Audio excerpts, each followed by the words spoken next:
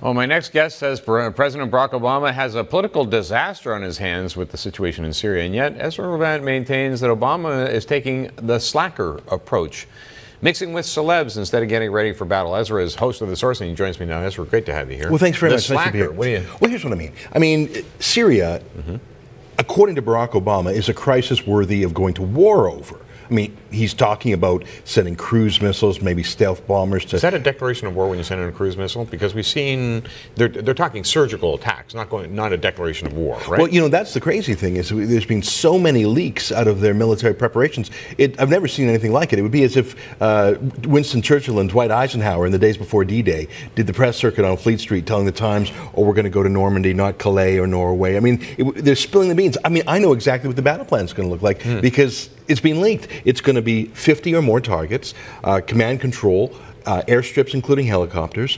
They're not going to go after chemical weapons. They're going to use Tomahawk cruise missiles and some guided precision munitions from jet bombers. I mean, it's insane that I know this because, of course, if I know it, Syria and Iran and Hezbollah and Russia know it, so they can make preparations. They can move their key generals. They can move their key assets like helicopters. Yeah, they but he can has hide. to take that approach in that he said there's a line in the sand, it's chemical weapons, well, we have to do something. That's right, but those chemical weapons have been used, according to reports, 13 different times over the last 2 years. 100,000 people have been killed. Now, it is true that 300 people were killed by chemical weapons last week. It's not conclusive who used them. I mean, of course, I suspect they were used by Assad and the regime, but there are credible reports that the al-Qaeda rebels have chemical weapons too. But is it morally different that 300 people die from chemical weapons than 100,000 die from guns and bombs and artillery shells? Here's the point. Barack Obama has done the media circuit himself. And when he's asked for, what are you going to do? Do you believe in regime change? He says, oh, no. No? You don't want to change the regime? Well, what do you want to do? Do you want to degrade their ability? Do you want to tip the balance so the rebels can win? No. Well, why are you going to war then? Why are you attacking 50 targets? Why are you asking for allies around the world? And he says this, I'm not kidding, he said this on CBS and on PBS. He said, to send a message. You know, as Samuel Goldwyn, the G in MGM Studios, said, you want to send a message, use Western Union. You know, you don't send a message with a Tomahawk, but what message is that other than we can't really be motivated to do more, we don't have any allies? Yesterday, the United Kingdom Parliament voted against joining this damn fool errand. Canada's Prime Minister, of course, said no yesterday as well. Barack Obama's going it alone. No vote in Congress. You can't have chemical warfare. You can't have that. Well, we've had it 13 times in Syria. It doesn't make it right. Said, I mean, well, it doesn't are mean we going to be done. Does that mean Barack Obama's going to be global cop? But do you think something should be done? Well, well, the question is, what can be done to make things better? Do you want the al-Qaeda rebels in charge? I don't. Right. I hate Bashar Assad. He's a murderer. He's killed tens of thousands of people. Right. Al-Qaeda would be worse. Yes, I agree with all that. And you know, it's 2 years into the war when he's never given a speech on Syria, ever, not once. He's a guy who gives 3 speeches a day. Never once has he talked about it. So now he wants to go to war because why? He said chemical weapons were a red line for him. Those red lines have been crossed 13 times in Syria. Why now? With no proof, and still no proof, even well, with that's the right. latest act. But he's doing this all in his Oprah Winfrey on TV emotive style, community organizer style. I mean, I would be laughing if I was a Russian or Iranian or Syrian general. And you know what?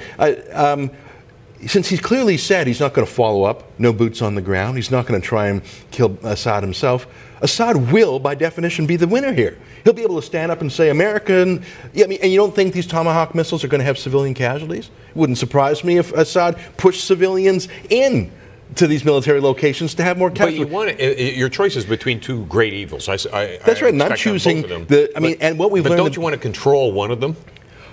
Is that what 50 lobbed missiles are going to do? I don't know. I'm asking. But here's the thing. Barack Obama campaigned for office in 2008 in large part saying George Bush's war was illegal or at least immoral or at least against international conventions. But Bush went to Congress to get authorization.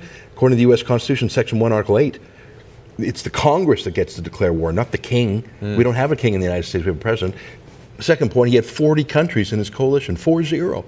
George Bush, the idiot cowboy, he got 40 people. Yeah, he had UN sanctions. He had Obama has no one. He can't even get his best ally, the UK, to go along. Can't get Canada to go along. Can't get the Arab League to go along. Right. No one. So, but I think the reason is because they're saying, what's your end game? What are you trying to achieve other than sending a message? And let me give you one last thing, which I think is the craziest. Okay. So here's Barack Obama saying this is so important that he didn't bother mentioning it in the time he's been president. So important, he didn't establish a coalition, go to the UN, or get a vote in Congress. So important that he's actually just going to lob a few missiles and not actually achieve anything.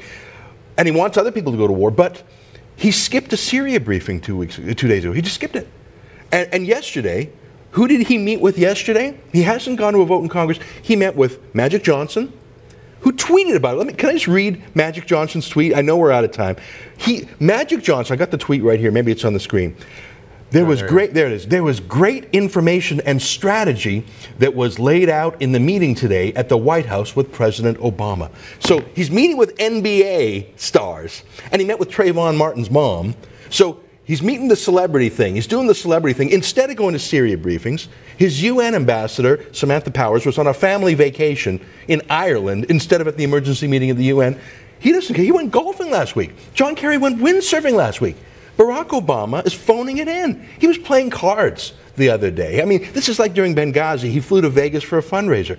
You think allies are going to go to war with a community organizer who would rather meet with an NBA player than meet with his generals? And when he does meet with his generals, he spills the beans in the papers every day? I golf.